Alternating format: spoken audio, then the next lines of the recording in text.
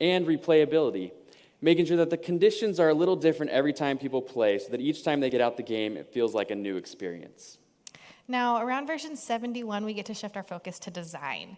And we're really trying to build this immersive world for our players to get lost in, right? So we look for colors and textures that complement the theme. And we also start to work with our brilliant illustrator who really gives life and style to the game. And since there are literally thousands of board games released each year, we also focus heavily on our packaging.